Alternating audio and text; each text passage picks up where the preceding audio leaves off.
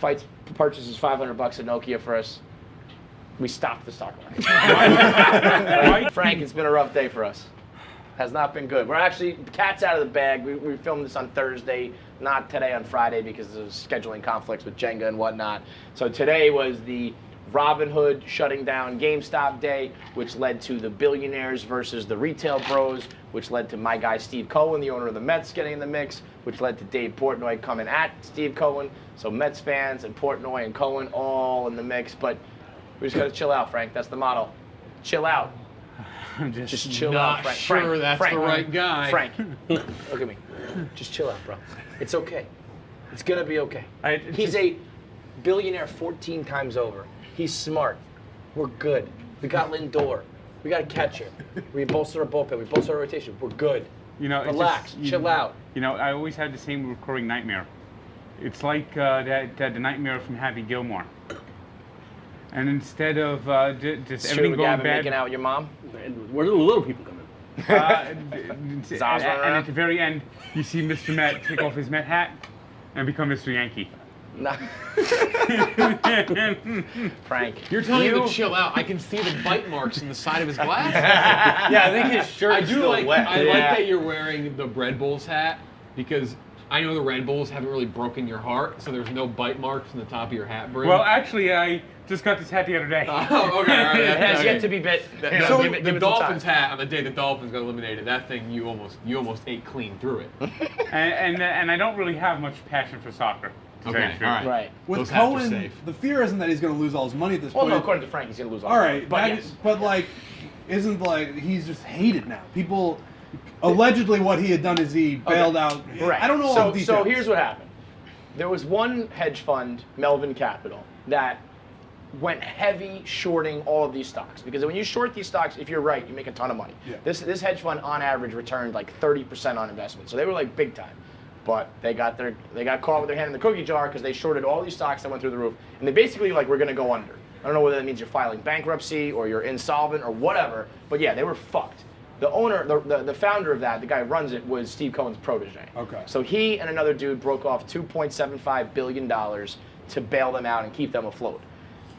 Yes, this is now becoming like the retail side of things, the average Joe versus the big bad billionaires. And because Steve Cohen is the biggest and the most vocal and bailed this out, it's kind of like, yeah, he's the enemy.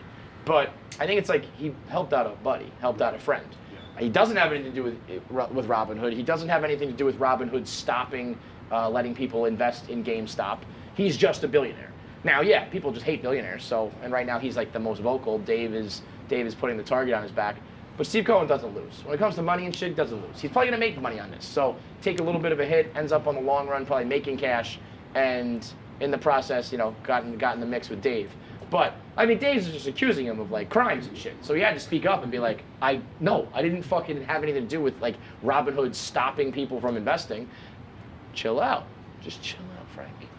And everyone who's like, this is why we're not signing free agencies. We're all gonna go bankrupt. He responds on Twitter. He's like, why would one thing have anything to do with the other? Why would this business have anything to do with this business? Like, no, it's fine.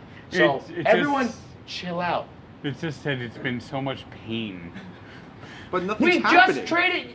Nothing's Nothing happening, bad has Frank. happened, Frank. He has $14 billion. We just traded for Francisco Lindor. You know what it is? I've been suffering since 2007 with post-traumatic Mets disorder. That's fair. And we started in 2007. Frank, do you sit up at night and you write these, or are these just all off the dome? They're all up to date. Listen, you have done me a great service because prior to you, I was the negative one. And people used to get mad at me for being negative, and I'd be like, fuck off.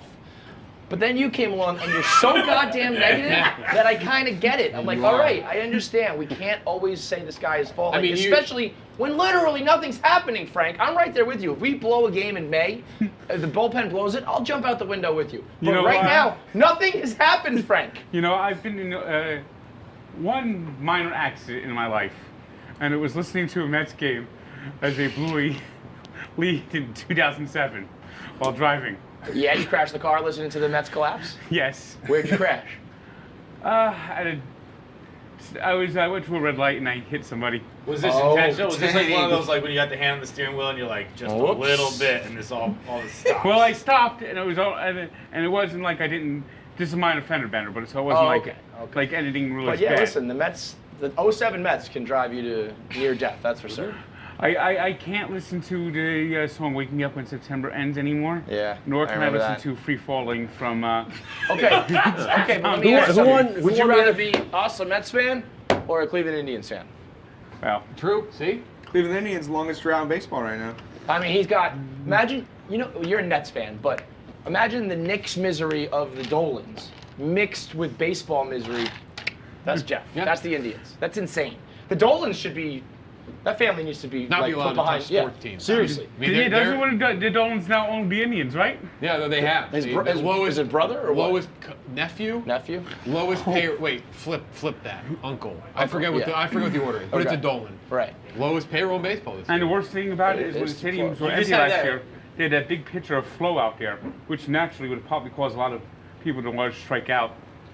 Well, Sometimes I don't even know what he says never or what know the what joke it's- is, but I you see never- his smirk and I'm like, I know there's a joke. you never know. I know there's a you never punchline. know when Yeah, there's a punch. listening to Frank is like listening to someone in a foreign I mean, language. you- You yeah, gotta read you body know the- language. Like, Yeah, right. Your negativity, and I'm pretty negative too. Like you and I are two of the more pessimistic fans you'll meet. Yes. Granted, mildly warranted in some respects. Though I think I did have very a team. I warranted did have in a a team lot win a of title respects. just 5 years. So like, Yeah. I have a little bit. But the Nets played their third game of the year, and I said, all right, how we feeling, Frank? And you're like, well, Nets are going to finish below 500 this year. The below 500 with, one but and at two. that point they had two superstars and they ended up going to make the move for James Harden. I mean, When I know you have Seamus Fleming, I know there's the bad luck.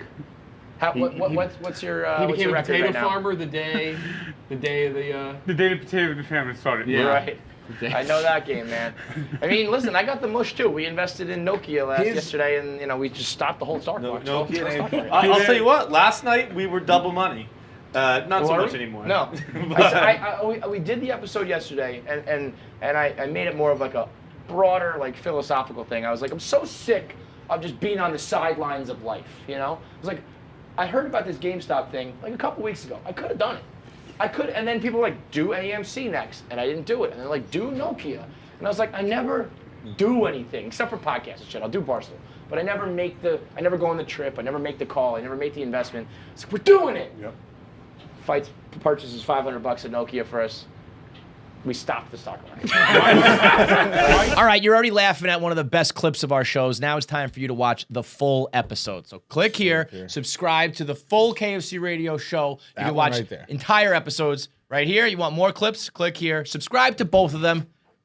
Full Hit the button clip. too. Hit the bell. Hit the bell and the button, and then the comment below. Leave comments. Who else you think we should interview? And how I'm funnier than John. Maybe.